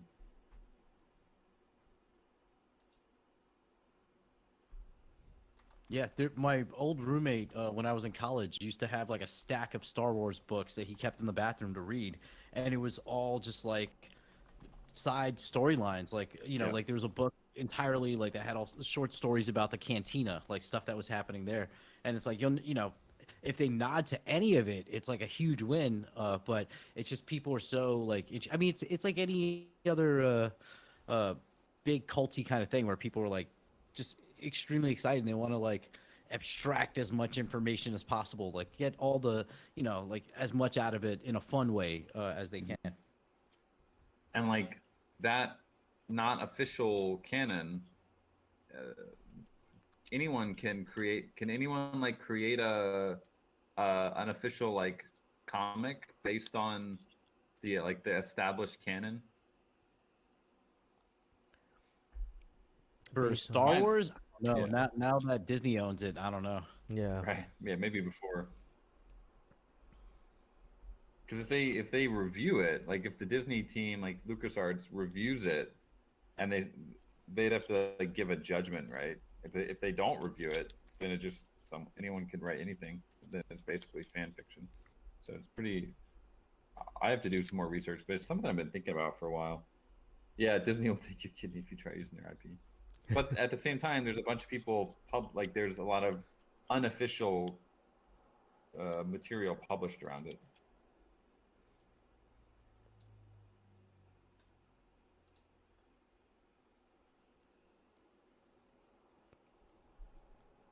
Ooh, I have a. This is a somewhat similar, like not really similar, but we were talking about the auto battler, right?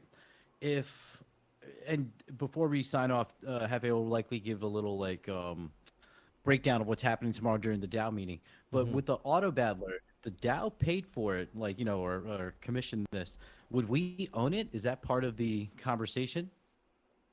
Well, it depends on which way the DAO wants to go with it. I want to leave that to Mark to discuss to present, but from like the forum post, it sounds like there's gonna be two options: either a he asks for a small amount of funds and monetizes the game for himself, or the DAO pays for the whole development of the game and actually owns the game itself.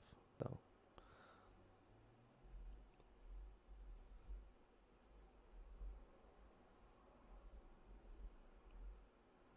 But speaking of building, I think the Gachi Farmy just really reached some milestones lately. So I've got a meeting coming up with them sometime soon, and I'm looking forward to have them come up sometime during the next week.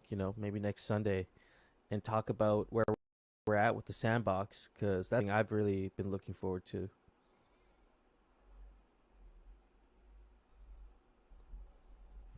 We need to get gachis in the From stuff I've sandbox. seen, it looks super nice.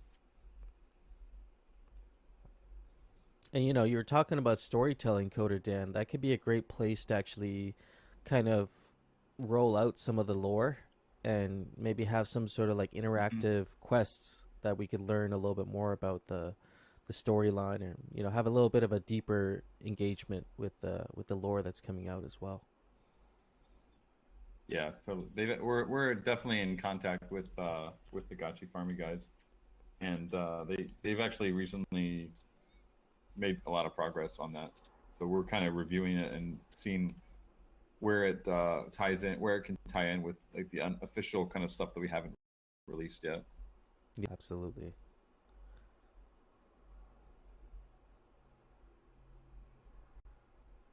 Oh, you reminded me, Hefe, just now. We had a conversation on Block Party yesterday, and it's probably not the right place to bring it up now, but just a very short jump in just to see what people think. We were talking about rarity farming and the sustainability of rarity farming.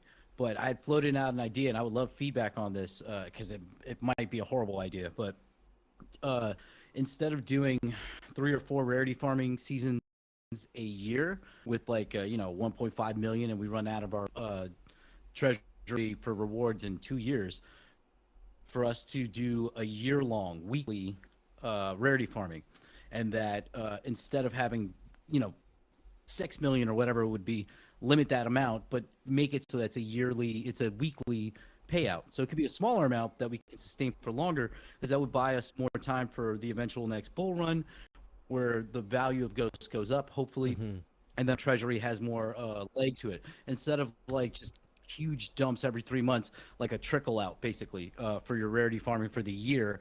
Smaller amount, but constantly every week. I don't know how people what people think of that. I mean, even thinking about like the ways we could reward people and the different rewards that could be added, like I think that opens the door to like, we've been talking about making rarity farming more fun and complex. That could be the way we start thinking about it. It's like it's an ongoing thing, and just owning an Aavegotchi gives you access to this like reward ecosystem and different ways to participate. Like I know one of the ways we were discussing yesterday is, hey, if this is going to be an ongoing thing, there's going to be points where you might want to address your Aavegotchi more to optimize for rarity farming, and there might be times where you might want to address your Gotchi to optimize for arena battles, because that could be another reward mechanism within rarity farming, is like how well your Gotchi performs in the arena. And so there could be these trade-offs and things that you might go where you're good at in this ecosystem, and make your rarity farming rewards that way. Yeah. Thrax, in terms of the weekly stipend, I agree. The eventfulness, I think, is fun. I think it just also, like, from a psychological standpoint, if I knew my rewards are going to be less for the sustainability of the project, but I be getting them more frequently, where it becomes, I don't like to use the word, but almost like income. Like I have a yield that my gotchi's just producing like every week. It can only be a few dollars, but versus getting a larger amount all at once, it's just a different kind of dopamine hit, I think. So I think people would be willing to lower the amount of rewards for that dopamine hit on a more regular basis. That's my theory, but like I said, it could just be bunk. I think the first few rarity farmings, 1, 2, and 3, felt very eventful. The last couple, I would say, didn't really feel all that eventful. So like maybe it is time for a change. You know what I mean? Yeah, we got to go back to partying for the rarity farming Yeah. snapshots, but it's hard because the team is like doing shit, so it's you can't really. It's something that isn't as huge, and it's like it should be on the DAO. Like honestly, we're in charge of this now, pretty much. So there's no reason that DAO can't put up a proposal to host regular parties, and it could be a ThriveCoin thing, I guess, and you get a host and you stream it and do all that like we were doing before. Are you on the ThriveCoin board as well? No, No. I declined. Yeah, well, whoever is on the ThriveCoin board, I think that's a good conversation to have, is ways to integrate rarity farming. Actually, season 3 or round 3 of the Thrive rewards are going to be like a rarity farming style reward mechanism. So you'll have like I'm kind of guessing if they were to structure it that way, it'd be like you have your common contributions, your uncommon contributions, and different levels, tiers of contributions, all the way up to your legendary, mythical, godlike contributions. So that could be interesting. See how that one pans out. As a spectacle, yeah. And then we can do like a grand opening ceremony at the start of every year. and then we do a grand closing ceremony at the end of every year to kind of celebrate the whole event. We Yo, got so Thrax on stage. Welcome. yeah, hey, how's it going? So I don't want to give away too much, and we're still in planning phases, but I think people are going to be surprised by the ThriveCoin thing. I feel like everyone thinks it's like we're just doing rewarding social posts and stuff. That's like the tip of the iceberg. Like when we launch, we plan on doing something quite large. And I love hearing these ideas. I encourage everybody, if anyone has a good idea for what we should reward and how we should reward, and possible ways that we can like verify contributions, because it's much more difficult for things like when people dev something essentially um, to quantify that kind of contribution. So if you have any suggestions, please come to the meeting. It's at 12:30 EST on Monday. That's the public meeting.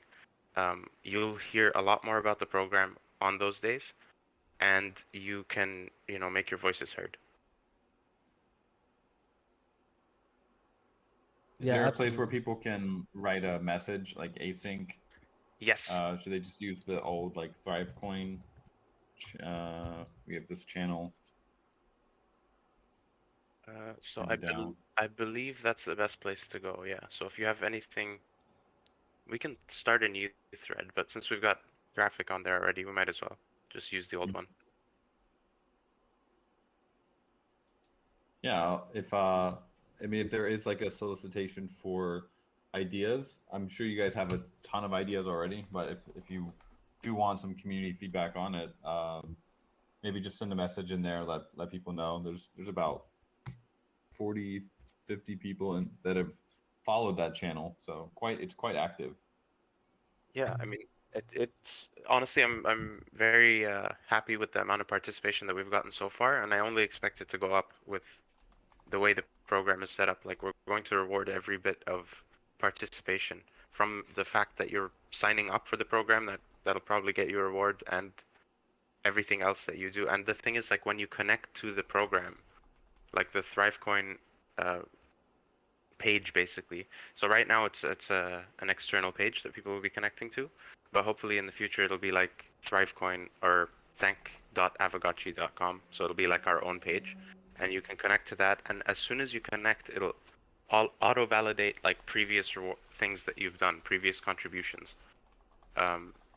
So like once you connect to your Twitter and all those things. So like for example, every retweet of off the top of my head, if every retweet of a ThriveCoin post was something that was rewardable in the Thank Ape proposal, for example. I'm not sure if that passed over word for word to us. Like if you retweet a Thank Aavegotchi tweet, so we have a Thank Aavegotchi Twitter account as well that will be posting, like wins and ways to contribute and things like that. So like if people retweet those, and there are a few bot and a bad actor protection things layered on top of that, you would get points. And the first season is raffle based, so you would get like every point that you contribute will get you essentially raffle tickets for bundles of prizes, and the prizes are pretty cool. Some ghost based, some alchemica based, some you'll see. And then season 2 is literally just like ghost payouts, for micro contributions and up. And then season 3 is rarity farming version, which is the one that I'm most excited for.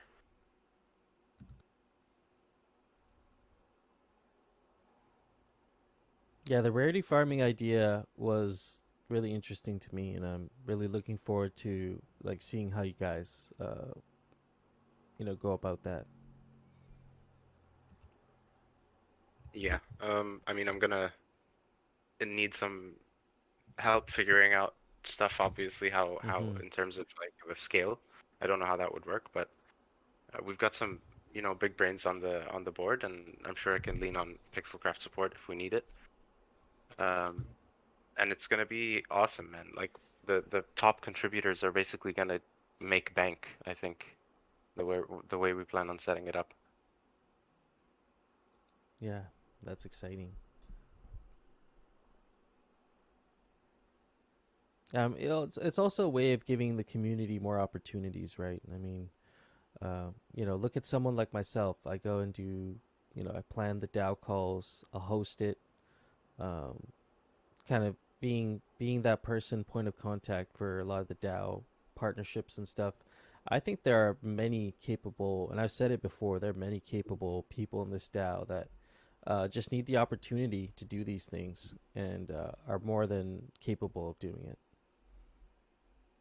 Yeah, for sure. I think like the number of people that are like closet contributors in the community are really high. We just need Hmm. to figure out a way to like draw them out. And I think that goes for a range of things. It's not just like we've got big brains doing like massive dev work on their own little tools, and we've got um like artists doing their thing. And sometimes it's like we just need to focus everybody kind of on similar tasks and orient them, and then magic things will happen automatically, basically. Hmm.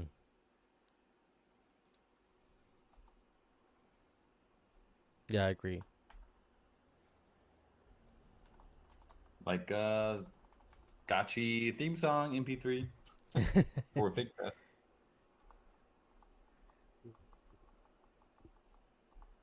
I mean, every time people have collaborated that I've seen, it's been wizardry. Yeah, I remember that feud between was it Bin Laden and was it Soju, like the fake feud that they did? That Yeah. was so Stellar fun. Hobbs. Oh, was it Stellar? Yeah. So great. Excellent.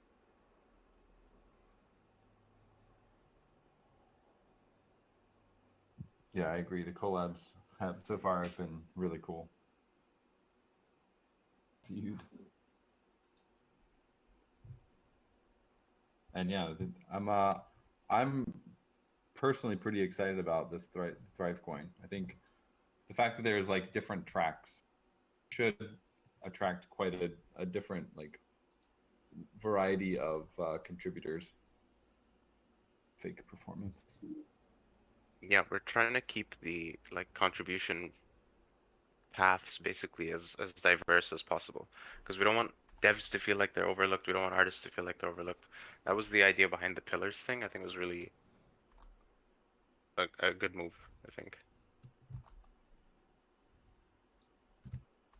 But honestly, I wish we had a bit more like dev representation. You mean on the board or? Yeah, not necessarily. Well, yeah, I guess on the board would be good. Like it feels like I feel personally, I'm more definitely much more art leaning, and uh, at the end of the day, I'm trying to liaise between us officially and the board in a way that will like leverage the system in the most effective way possible, essentially. Like guerrilla marketing through the community using this tool. Um, and I want to lean on someone who's more like dev based, because I don't know. I need devs at the calls basically if that's not going to be the case. So stay tuned. Basically, any devs in the community, there's some big stuff happening early days when the program launches. We'll announce a whole bunch of stuff. There is a dev representation on the board. I think is it Maury? Maury's there, but like he's just had a baby. He's just Yeah, minted his he just had a baby, kid. Yeah, so he's a little kid. AFK. Right, right. um, Honestly, no. Yeah, that's a good point. I guess I just feeling his absence a little strongly. We are a pretty diverse and balanced board. That's I may have misspoken there.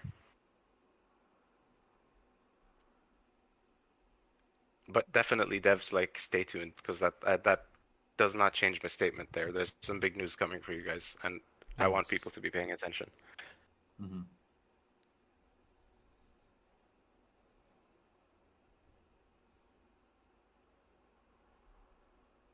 Cool. Yeah, this Speaking is of which, go ahead. sorry, go ahead. Nothing. I got. Oh, okay. I was just gonna drop the schedule for tomorrow, and see if there's anything else we need to add here. So yeah, so tomorrow we'll do a regular proposal review. There's a couple proposals I put up, and then also just following up with the OVIX, like what's going on with OVIX and their uh, proposal, if they're posting one or not. Um, Parcel V2, so they're going to have a presentation tomorrow regarding treasury management solutions. So our DAO Foundation's currently using Gnosis, which isn't that great for managing treasury, especially a large treasury, doing a lot of transactions. And so, having a payment management solution on top of Gnosis that has a better UI, a better way of keeping track of transactions, and it's V2 for Parcel. I know they had some bugs and stuff before, so gonna ask them some questions and see what this new version looks like, if it's something that DAO would like to adopt. I'm also talking to some other teams too. I'm talking to Utopia as well. They're kind of local to my area here, so I'm gonna be meeting up with the Utopia team and seeing if that's another alternative, for comparison, and then we can decide as a DAO what sort of treasury management solution you guys would like to adopt. There's a Parcel VRF reroll that's been recommended, so just scheduling the rerolls every 3 months as promised. And so we can have a discussion around that before that goes to any kind of proposal. And then also the DAO partnerships, either committee or dedicated liaisons that we want within the DAO to kind of be the point of contact for projects and partnerships and that sort of thing. And just have a group that's available to take those calls. Tomorrow we got myself, T-Bird, and also Roxiano. So there'll be 3 of us up on stage tomorrow. And I think T-Bird will be doing a good part of that call tomorrow as well. So, yeah, it's going to be a good call. I think it's going to be a shorter call, but I'm okay with that unless there's something we want to add. Open to adding more things to the docket. Coder Dan, is there anything on your mind that you'd like to add for tomorrow? There has been some talk the last week about DTF and like reinvigorating that initiative. I don't know if anyone wants to lead that, but I think was it Mikey J wrote it. He put it best. Like there's a DTF shaped hole in the DAO right now. It kind of feels like it's funding can be pretty laborious to get from, because you have to do the whole big prop, core prop, and there's a lot of going back and forth with all the different community members, and it can be pretty demoralizing to get like rejected by the whole DAO as a whole. So I think I know the DTF was a lot of work for the members involved, and it was unpaid work. But maybe going forward, like the DAO can start considering to create another attempt, a DTF V2 or whatever, to try and get the funding back online in a more streamlined way. Oh yeah, I mean, So I could see the space for it for sure. We have a good idea of what worked well with that model and what didn't. So I think moving forward, we could probably come up with something even better than the DTF. Yeah. If So anyone from the DTF is around, I think Wagme is not on this call, but it'd be good to have that conversation again and just start getting things moving on that. One of the core skills of a DAO is figuring out how to pay members to do things, or like to reward members, or reimburse members for things that they're doing for the DAO. I think right now it's we haven't really fully fleshed that skill out, and need to increase our skill tree. I think that was a major kind of downfall of the DTF. Is I was the only one getting paid, so I was doing pretty much everything. To be honest, I thought the DTF as a committee or like a structure could actually work if we had like the purpose with the members that are paid with specific roles. I always said like reviewing the work was the biggest part of the DTF that nobody wanted to do. So there's definitely things that should be addressed, and I think like a communal effort around managing a DTF could actually work. Yeah, kind of similar to, I mean, Thrive Coin is a similar model, I guess. and then we do have like the reviewers, and I don't think the reviewers are for ThriveCoin are paid, which is probably a little bit strange. Yeah. Like on the board members are not actually. It's a I mean, I think it wouldn't be unreasonable to give the board members some contribution points to the area that they're in. Yeah, also So another thing I'd say about the DTF is the feedback I got is the majority of the Aavegotchi community felt kind of excluded from participating in it, you know, until there was some sort of way to actually have a point of contact or outreach. That's like mostly what I was doing there, is just creating awareness that this DTF even exists. It was in its own server and, you know, kind of siloed away from everything else. So if it could be more open, more transparent, it could work. But at the same time, I also see ThriveCoin filling that hole. I mean, what they're doing is really amazing, and I think we just need to have maybe a little bit more patience and let's give them a shot, because I really think what they're onto there with automated rewards could be the solution as well. yeah, it could be. I think there are a lot of overlaps. There might be some areas that don't overlap, Mm-hmm.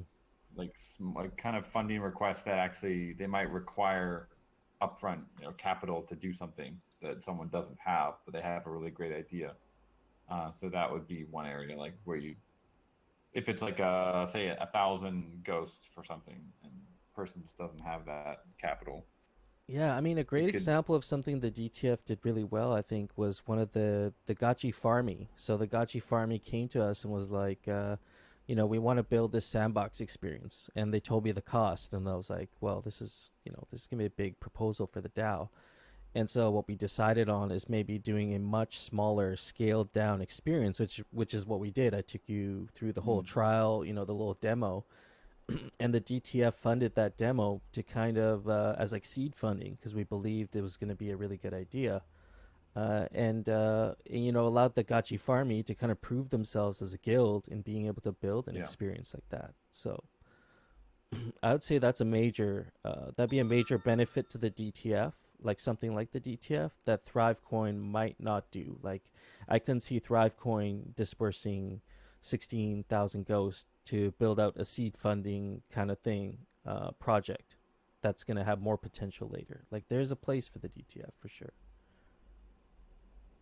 So okay, I'll add that to the docket tomorrow for sure. Cool. I feel Well, like go ahead.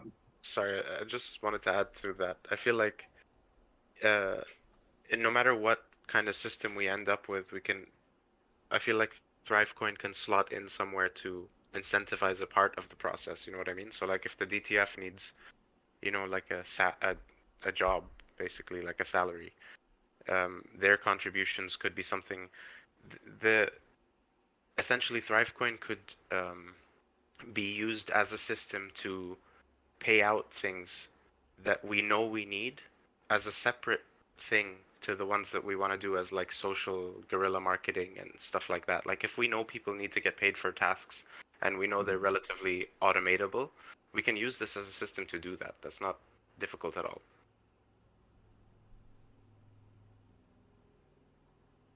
Yeah, there's some Or synergies. I mean, it could also be interesting, like if you do something, you could apply for a grant, but there could also be a kicker where you actually, if you complete it, you're actually gonna earn some ThriveCoin like points if we're doing it on like the raffle or like the rarity farming side. So not only could you could almost have, because it's automated, right? So you could maybe your grant ask is actually smaller because you're also earning some points, kind of almost like reputation points in a way. But yeah, good. I think we should continue with the discussion of rewarding community members and having like a grants program for Aavegotchi. It's really important. Aavegotchi grants and seed funding. And the dashboard and everything for this already exists. We have like a grants dashboard that I, you know, with the help of ZFi, helped build out for the DAO. So that's all, you know, the system for requesting a grant and submitting a proposal for that, and that's all been established. Yeah. Aavegotchi grants and seed funding. Okay, I've Well, added it. friends, thanks for another great hangout, and yeah, we'll see you guys tomorrow. Absolutely. Have an 80 awesome Saturday. Take it easy, dude. Pleasure as always. See ya. Got you gang out. Peace. Later, friends.